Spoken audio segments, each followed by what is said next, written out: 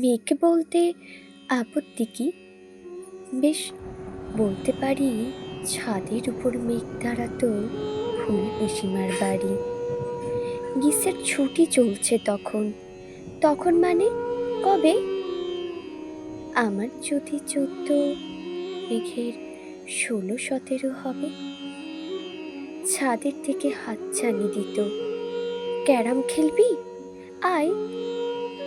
সারা দুপুর কাহাতক আর ক্যারাম খেলা যায়। সেই জন্যেই চোর চুরি হয়। হ্যাঁ, চোর চুরি হতো।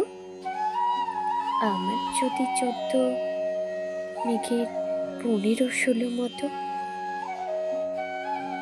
ঘুরিয়ে দিতে জানতো খেলা শক্ত গুটি পেলে।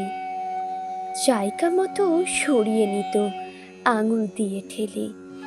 শুধু আঙুল। বোর্ডের উপর লম্বা ফ্রকের ঝুল। ঝপাং ফেলে ঘাটিয়ে দিত ঘুটির দিক ভুল। এই এখানে না ওখানে, এইটা না ওইটা। ঝাঁপিয়ে পড়ে ছিনিয়ে নিল খুঁটির বাক্সটা। খুঁটিরও সেই প্রথম মরণ।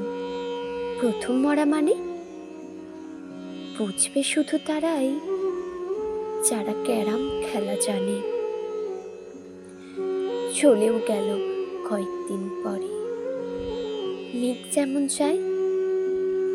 কাক ফাটা রোদে দাঁড়িয়ে পড়ল মেঘের জায়গায়। খেলা শেখাও, খেলা শেখাও। হাপিতেশ কাক কলসিতে ঠোঁট ডুবিয়েছিল, জল তো পুড়ে খাক। খাক হওয়া সেই কলসি আবার পরের বছর জলে ভরল কেমন তোমায়? ধ্যাৎ, সেসব কি কেউ বলে? আত্মীয় হয়, আত্মীয় হয়, আত্মীয় না ছাই। সত্যি করে বলো এবার, সব জানতে চাই। 2-1 ক্লাসের বয়স বেশি। গ্রীষ্ম ছুটি হলে ঘুরেও গেছে কয়েক বছর, এই জানে সকলে। আজকে দগ্ধ গ্রীষ্ম আমার।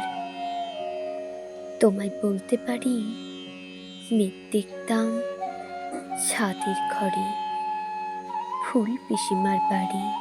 মেঘ দেখতাম ছাদের ঘরে ফুল পিসিমার বাড়ি।